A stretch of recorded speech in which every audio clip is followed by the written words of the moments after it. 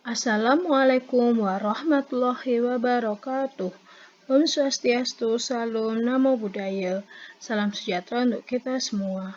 Halo anak-anak, bertemu lagi di Bell on Cikgu Besar atau belajar online bareng Cikgu Besar Novita. Anak-anak, sebelum kita memulai pembelajaran hari ini, nanti kalau kalian tidak paham dengan materi yang Cikgu Besar jelaskan, ataupun soal-soal yang ada di video ini, silakan kalian kirim pesan di sosial media Cikgu Besar berikut ini.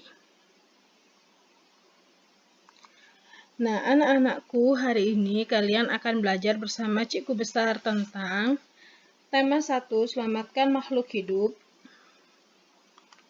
Subtema 3, ayo selamatkan hewan dan tumbuhan, pembelajaran 3.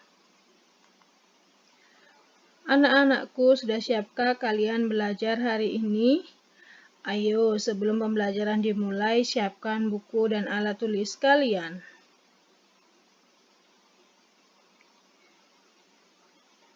Anak-anak, masih ingatkah kalian di subtema 1, pembelajaran 1 dan pembelajaran kita 3, kita pernah belajar tentang perkembangbiakan tumbuhan? Nah, hari ini kita akan kembali mengingat tentang perkembangbiakan tumbuhan dan menyusun simpulan dengan menggunakan kata kunci dan menyampaikan simpulan.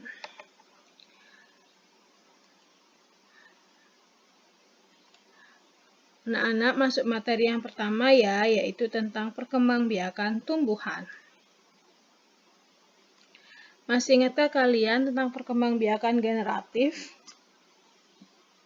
Apa itu perkembangbiakan generatif? Ya, perkembangbiakan generatif yaitu perkembangbiakan tumbuhan melalui perkawinan. Tanaman yang berkembang biak dengan cara perkawinan atau dengan generatif yaitu tanaman yang memiliki organ perkembangbiakan dalam bentuk bunga. Seperti ini bunganya. Ini adalah contoh dari bunga sempurna. Kalian di sini bisa mengamati bagian-bagian dari bunga sempurna. Di dalam bunga sempurna ada alat kelamin jantan yang disebut anter yang menghasilkan benang sari sebagai sel kelamin jantan dan memiliki putik sebagai organ kelamin betina yang menghasilkan serbuk putik. Berdasarkan alat kelaminnya ada dua jenis bunga, yaitu bunga sempurna dan bunga tidak sempurna. Bunga sempurna adalah bunga yang memiliki dua alat kelamin, yakni benang sari dan putik. Sebaliknya, bunga tidak sempurna adalah bunga yang hanya memiliki satu jenis alat kelamin saja, antara benang sari atau putik saja. Nah, selanjutnya kita akan belajar tentang perkembangbiakan vegetatif. Anak-anak, perkembangbiakan vegetatif itu dibagi menjadi dua, yaitu alami dan buatan. Sebelum kita masuk ke apa itu vegetatif alami, apa itu vegetatif buatan, kita cari tahu dulu apa sih perkembangan vegetatif itu. Perkembangan vegetatif yaitu perkembangbiakan tumbuhan tanpa perkawinan. Cara perkembangbiakan vegetatif dengan memanfaatkan bagian-bagian vegetatif untuk mendapatkan tanaman baru. Perkembangbiakan secara alami atau vegetatif alami terjadi bukan karena campur tangan manusia. Sebaliknya, cara buatan merupakan kebalikan dari itu. Manusia mempunyai peran yang besar dalam proses perkembangbiakannya. Yuk kita lihat jenis-jenis dari perkembangbiakan vegetatif alami. Yang pertama ada akar tinggal atau rizoma. Yang kedua ada umbi lapis. Yang ketiga ada umbi batang. Yang keempat ada umbi akar. Yang kelima ada tunas adventif. Yang keenam ada spora. Dan yang ketujuh ada geragi. Nah, ketujuh tadi adalah jenis dari perkembangbiakan vegetatif alami. Yuk kita cari tahu ada jenisnya apa saja di perkembangbiakan vegetatif buatan. Yang pertama ada cangkok. Yang kedua ada stek batang. Yang ketiga ada merunduk. Yang keempat ada okulasi. Dan yang kelima ada sambung. Nah, anak-anakku, untuk memperdalam lagi, untuk mengingat lagi, silakan kalian buka modul yang pernah Cikgu Besar berikan di subtema 1. Nah, sebelum masuk ke materi selanjutnya, kita simpulkan dahulu ya, apa itu perkembangbiakan generatif dan apa perkembangbiakan vegetatif. Perkembangbiakan generatif yaitu perkembangbiakan tumbuhan melalui perkawinan sel kelamin jantan dan sel kelamin betina. Perkembangan vegetatif yaitu perkembangbiakan tumbuhan tanpa perkawinan. Bagaimana anak-anak? Masih ingat dengan materi yang lalu yang sekarang kita bahas lagi? Udah paham dengan materi yang hari ini Ibu bahas atau Cikgu bahas? Yuk belajar sama Cikgu di materi selanjutnya. Sebelum masuk ke materi selanjutnya, kalian baca dahulu bacaan berikut.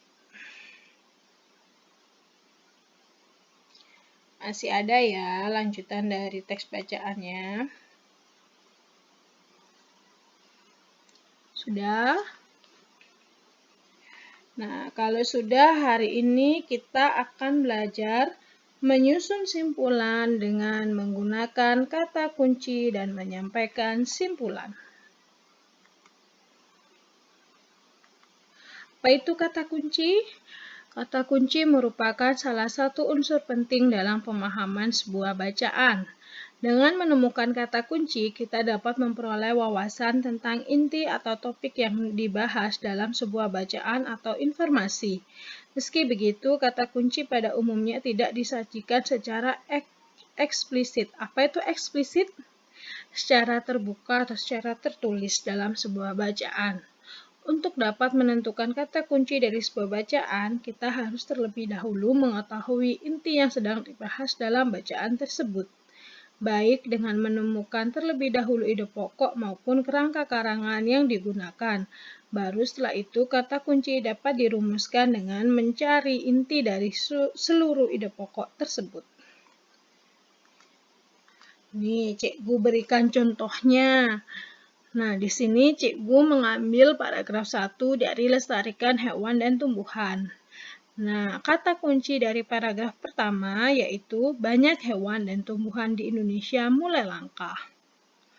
Itu Cikgu dapatkan setelah Cikgu baca seluruh dari isi paragraf pertama, kemudian Cikgu menentukan ide pokoknya. Finally, Cikgu menemukan kata kuncinya. Nah, anak-anak, ada aspek-aspek yang harus kalian perhatikan dalam menyampaikan simpulan. Yang pertama, simpulan yang kamu sampaikan harus sesuai dengan tema teks yang dibaca atau didengar. Yang kedua, sajikan informasi penting dalam teks secara tulis atau lisan dengan jelas berdasarkan kata kunci dan ide pokok. Yang ketiga, sampaikan simpulan secara tulis atau lisan dengan santun, jelas, dan tidak berbelit-belit. Bagaimana anak-anak sudah paham tentang materi perkembangbiakan tumbuhan dan materi menyimpulkan atau membuat simpulan berdasarkan ide pokok dengan kata kunci dan menyampaikan simpulan?